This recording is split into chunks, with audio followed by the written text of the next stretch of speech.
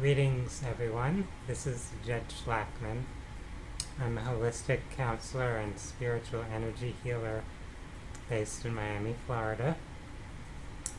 For this particular video, I'm going to speak about the topic of empaths or sensitive people.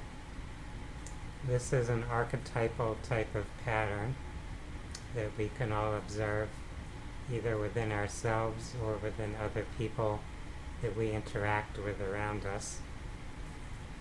I've observed this pattern over the years and see it to varying degrees among many people I encounter, including friends and loved ones and myself.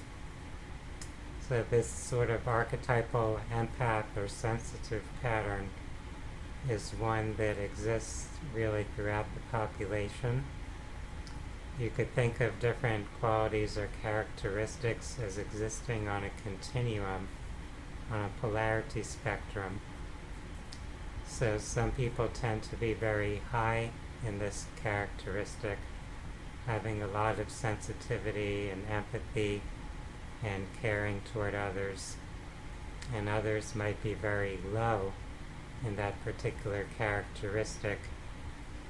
But even in those who are low in it, it doesn't mean they're completely devoid of that capability.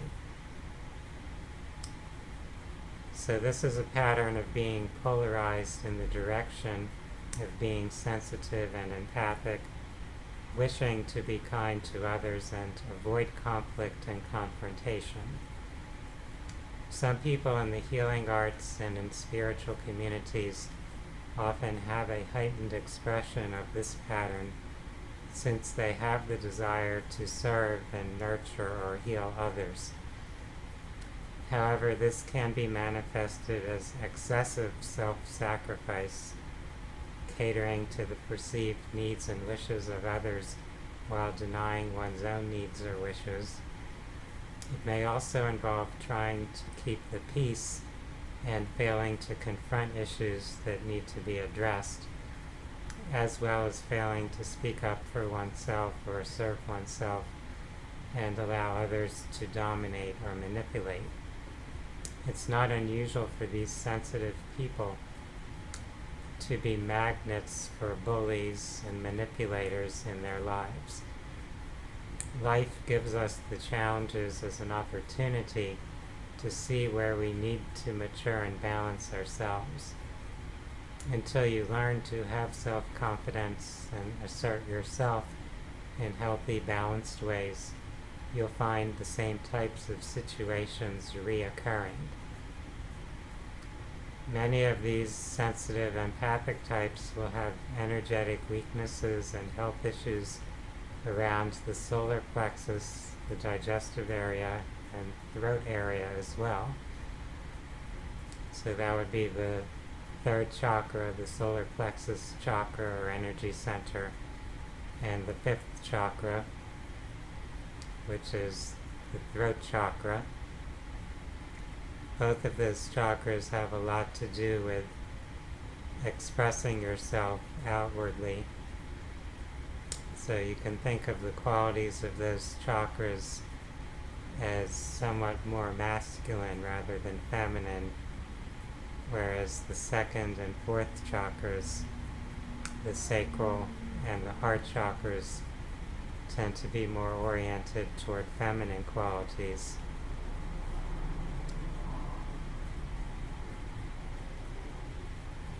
Now, to go into this a little bit further,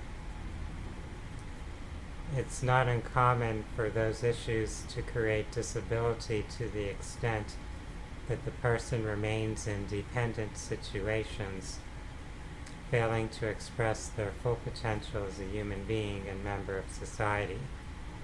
They may feel especially disturbed by the highlighted conflict and violence in society, by bullies and tyrants they perceive portrayed in the media, and by situations where children or animals or other vulnerable persons are abused or exploited.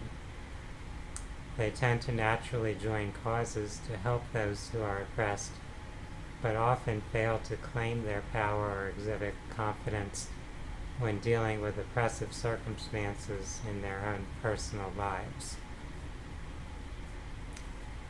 Understand the need for balance and for personal confidence and self-worth.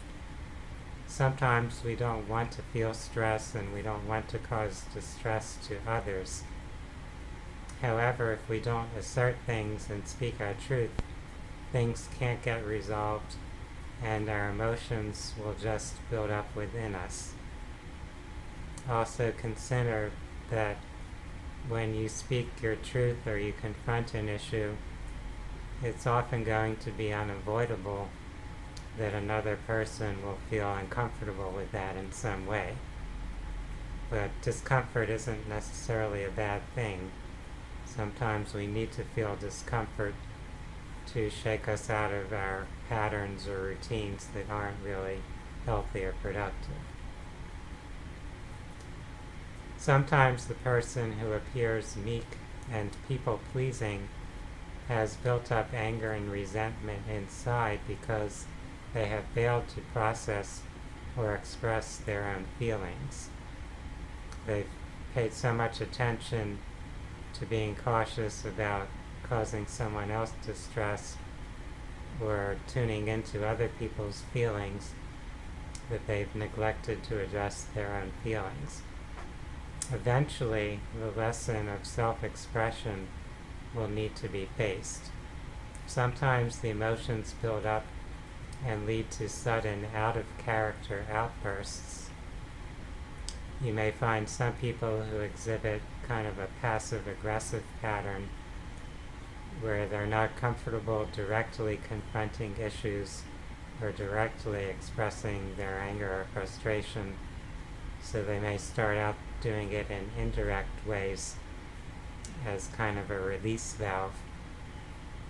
Other people may kind of flip their personality, where their surface personality tends to be excessively sweet and pleasant, but at a certain point they'll get triggered to flip into a hostile persona, where their anger gets acted out in a sort of uncontrolled way. Now, in other situations, the emotions may express as physical symptoms and illnesses. And this is actually quite common. Many types of illnesses involving the gastrointestinal system, the thyroid and throat, immune or autoimmune illnesses, even skin conditions. All of these could potentially be ways that these unprocessed emotions are being expressed and reflected through the body. Catering too much to others isn't healthy for either them or you. It can foster their self-absorption and unrealistic expectations. Imagine a parent who constantly caters to the wishes of a child. That child often grows up to be spoiled and lacking responsibility and self-discipline. When you enable imbalanced behaviors in another person, you aren't truly being kind or supportive to them. You are really just aiding them in maintaining their unhealthy pattern by continuing your own unhealthy pattern. We truly support and aid the evolution and healing of others by progressing with our own healing and evolution. Rather than focusing on labeling and condemning the imbalances in others, we would be better served by becoming more aware of our own imbalances and making the commitment to address them and become more balanced and whole within ourselves. So this is really the message that I would like to share here, that we all have the potential to transform ourselves to become more balanced and whole within our own being. And as we do this, since this affects the energy that we project or radiate toward others, and the way we communicate with others and interact with others, it will naturally sort of help other people around us make shifts or changes in their lives. So we can be a catalyst for positive societal change and transformation merely by working on our own personal growth. I hope that this short talk has given each of you some greater insight into yourself and people you encounter in your lives.